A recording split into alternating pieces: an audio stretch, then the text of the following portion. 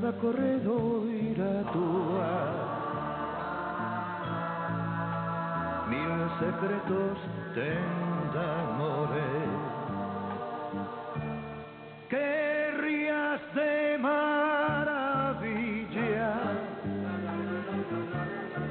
que campiña tan bonita,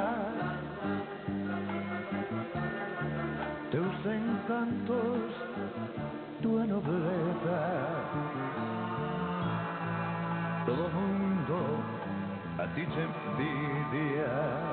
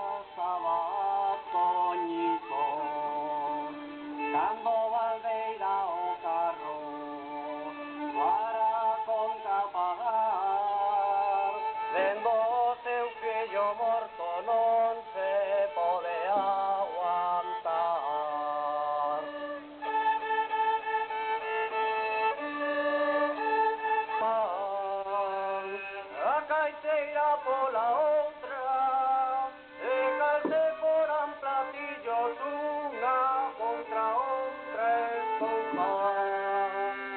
Así empezou a matanza, correndo polos pasillos, lebrándose de chantada, berrando viva Paulino. A un paisano que compraba unha caixa de cervexa, espetoulle cun martelo quilo e medio de anestesia a unha bella que estaba cercando un ollo mol. Arrependeulle a cachola con un bote de Biscol, unha lata de anchoas que estaba algo pasada, rebanoulle o pescozo a señorita encargada. Chegou a Garda Civil e un ano con mostacho podeu presa a Maruxa cando afojaba un borracho.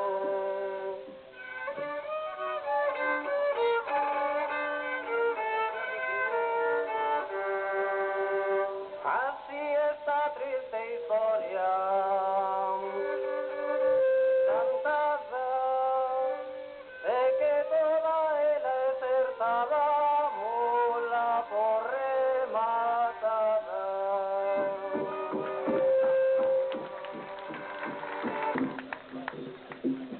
Cultural Naranxo, queremos agradecer a vosa presencia neste lutuoso duelo, especialmente a participación que tivo o tío Xanete, que foi o que confeccionou o guión desta obra que vades ver agora. Gracias a todos.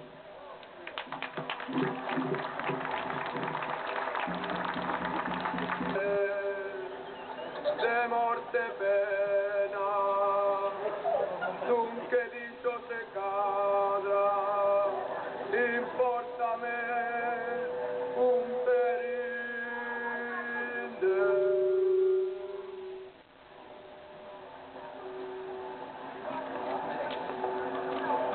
Espremidos filigreses, teño mando a parroquia. Como ben sabedes todos, vou vos decir as obrigacións. A verdad, como é vos modo. Debedes de ter en conta que a vida pouco dura.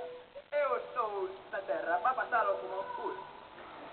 Tamén é preciso, a verdad, antes que nada, que me busquedes unha aceitosa criada. Tratarei na ben. Se traballa de boa gana, e non importa que a noite rebrinque un chisco na cama. Procurade que sea calada, que non diga nin o certo, que o pecado vai millor se se di algo encuberto. Faredes todo o que eu ordene, e pasareille ben a criba, e direi polas almas mortas, se pagades ben a criba. Se non fixades os cartos, seguro vos deixo teto, e non me vir con limosna. Ten en conta que digo, e que ademais non o creo, e non me ides despachar a limosniña do céu. A máis destes cambios, hai outros que xa pensei. Na cocura viva xeito, máis ou menos como un rei. Se non teño boa vida, a culpa vosa será. E direi onde chegue que non tedes caridade. E se non me atendedes ben, a vida vai vos ser torta. E direi, seguro que San Pedro non vos chega a mil apostas. Os bautismos serán como en todos lados. A única diferencia é que serán algo máis caros. As primeiras comunións, nada de ou as fan todos xustos ou non comulga ningún. O do casamento tamén lle teño o seu apartado, pois non iba a salir de balde ou dormir acompañado. A misa deberedes de ir, e se falta que sea pouca.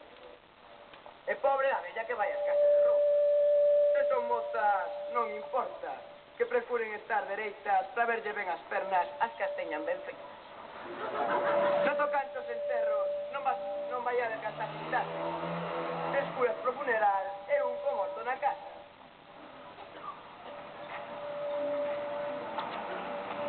E se algún quere máis, por darse a ver na ocasión, cobrareille polos sobros unha boa solución.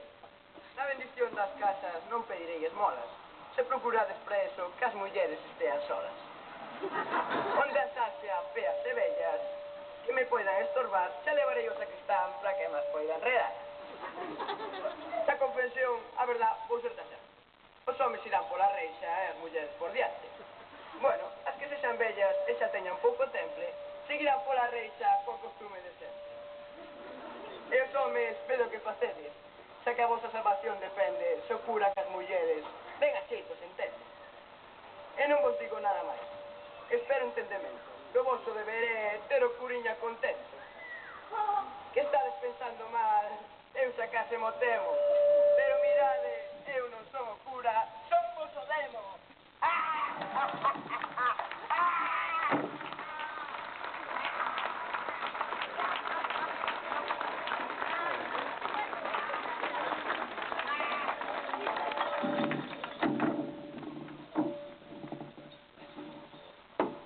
Silencio na sala. Vais comenzar o juicio do negociante Perico e máis do nada nada.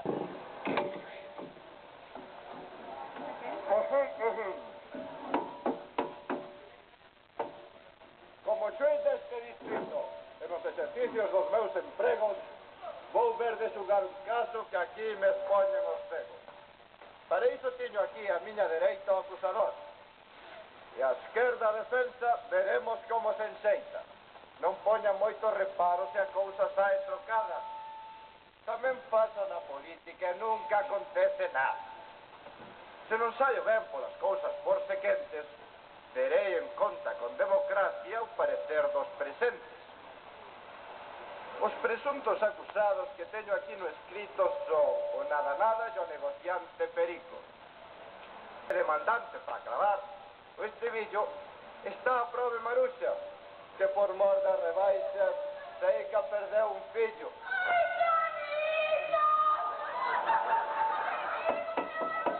Silencio na sala! Silencio na sala! Agora a palabra aquí o acusador, que a verdad para estes mesteres non volo hai mellor. Con permiso da súa señoría e a licencia dos presentes, expoño os cargos dos acusados, a ver se os deixo. Como ben dixeron os cegos na súa disertación, vese claro que os acusados obraron con mala intención. É de xeito ben que as rebaixas xa logo parecen bravas, pois non é justo que as mulleres se anden baixando as bragas.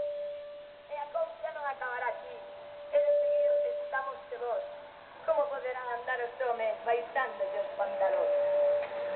Veñen poñer aquí negocios de moito rumbo, deixando os pequenos casi por portas do mundo. Pois xa non é o primeiro, e non por ruína que sai, que ten que cerrar por diante e despachar por detrás. A outros o pouco que gañan non lle vai chegar para reforma, mentras os cotizados seguen os tempos das vacas gordas. Almacenan mercancías e venden case de todo, deixando os pequenos a fundidiños de todo. Logo veñen con inventos de complicados carriños, que o servicio que fan é que perigren os meniños.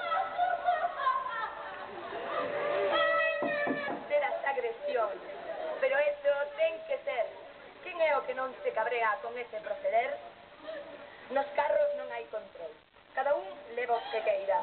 O conto é que entren cartos para eles na faltriqueira. Así de, meus señores, máis ou menos como eu digo.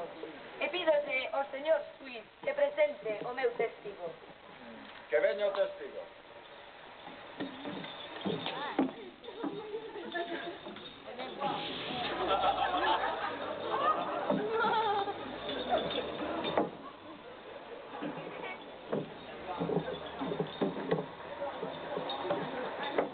Vostede como se chama? Ai, eu non me chamo, a min chamoume vostede. Quero decir que cal é o seu nome. Ai, Antón de Andrea. Andrea será o apelido, non? No, é a miña sogra. Xura decir a verdad, toda a verdad e nada máis que a verdad. Se hai que xurar tanto vai me costar traballo. Non chegaría que de vez en cando te iba algún carallo. quen poida con el. Vela aí o ten, señor letrado. Enténdase con el antes que o bote do estrado. Mire, señor Antón, estou enterado que vostede algunha vez merca nun supermercado. Pois é, a verdad, para explicar ben o trato, quen máis vai é a muller, porque di que é máis barato. Como nos negocios eses precisas saber a paciencia, por eso deixo a muller, que para eso ten máis ciencia. Que se aforran os cartos, pensan a xente agora, pero os cartos son de aquí, e camiñanos para fora. E das rebaixas tamén é según se mire. Por que non rebaixan as cousas que a xente máis pide? Teñen o negocio ben estudiado, e non debe ser pequeno, pois fiar non fían, nin que veña adiante o demo. O das rebaixas tamén se ve que para vender é excusa, obrigando a mercar a xente se cadra o que nunca usa. No que vai, e co facer destas xentes, algúns que teñen negocio acabarán de clientes. E non digamos nada da ruína que sería para as aldeiñas, que se poñen a criar eles os porcos e as galiñas. Coido que xa está ben dar as opinións todas xuntas. Onde se veu que un testigo non responda as preguntas. Perdoe a súa señoría por saltar un cisco a lei, pero se non hai máis preguntas, eu co testigo acabei. Ten a palabra o letrado defensor. Coa veña. Isto dos grandes comercios xa se ve que é acertado, pois é máis barato ca mercar no outro lado. Co de mercar todo xunto tamén se melloran os tratos, pois ao camiñar menos afórrase tempo e zapatos. E as mulleres van a gusto e con moita alegría aproveitan coas veciñas para telo con todo o día. As ofertas e as rebaixas está ben que sigan de alta, aínda que ás veces se merque nelas algo que non faga falta. É de todo comerciante facer ver que vende algo de ganga, en conta non hai que terse ou non propaganda. Pois todos sabemos que hai algún cholito que con moita cara di isto vendo cho barato, pero este por ser para ti. Hai tamén algún que colle os cartos e non os solta, e por riba ainda pregunta, e logo, vas querer a volta? Por iso, coas empregadas das caixas non debe meterse ninguén. O que hai é que levar cartos e que a bolsa este ben. O que hai é que levar cartos e que a bolsa este ben. Pois non é xusto que un pobre empregado que traballa para gañar a vida acabe sendo magoado. Como se vai colpar a miña xoia da Maruxa? Se todo mal vai tras ela por moito que ela puxa. Ai, non me diciñe, por favor, me ponemos que el verde. Silencio na sala. Ai, déjame tirar. Corten a esa muller, silencio na sala. Silencio na sala. Vamos, un suizo. Ata tivo a desgracia que de novo xa foi nai e o pobre do rapaz nin lle deu buscado o pai. ¡No te dejes conmigo! ¡Estoy sufriendo!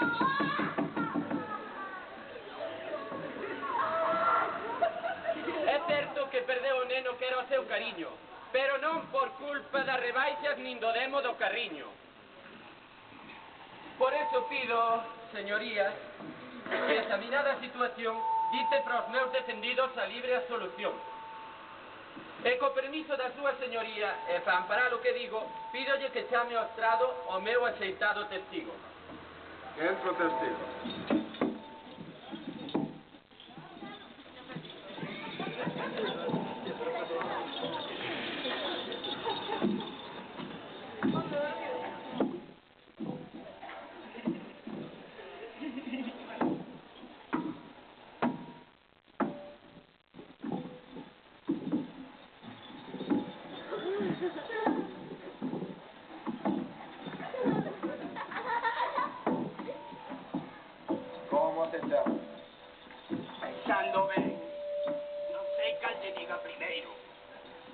chámome Xosé, pero ando polo canteiro.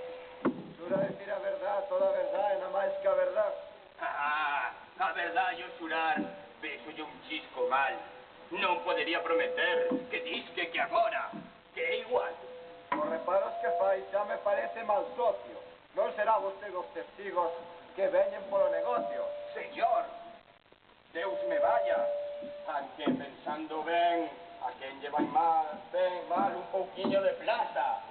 Pois xa temos outra peza. Bueno, pasarei yo a defensor. Desde esta vai de colleita, que o ano sexa mellor. Espero e desexo, amigo señor Xosé, que coa súa axuda os defendidos lles quede a inocencia en pé. Pois, vistos os casos, podemos chegar a un trato. Sempre que haxa algo con que encher algún burato. Ora ese testigo que xa hecho que non é dos bons. Que se ven para cobrar. Para eso xa estamos nós.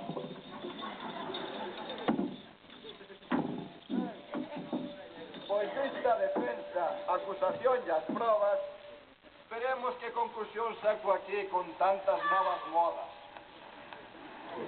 Malo é, penso eu, o que dirán noutros julgados. Se con estas novas modas saen malos resultados. A isto, a verdade, había que botarlle algo de ciencia. O malo é que aún nestas cousas non teño experiencia. E tamén presumo que nestes casos hai ás veces un receso. Pero a cousa é de apuro e hai que seguir o proceso. Ben, pois seguiremos para adiante. Non é cousa de parar. Só poderá sair algún se quere ir a mesar. Como teño que fallar, ben ou mal, eu dispoño que a estes negociantes hai que mandalos ao coño. E como ni aquí ni noutro lado seguro non hai que nos queira, é xusto que ambos a dous se queimen nunha fogueira. E os que lle dean lástima, de seguro que se van. Así que non verán fogueira ata o día de San Xoán. Teño dito.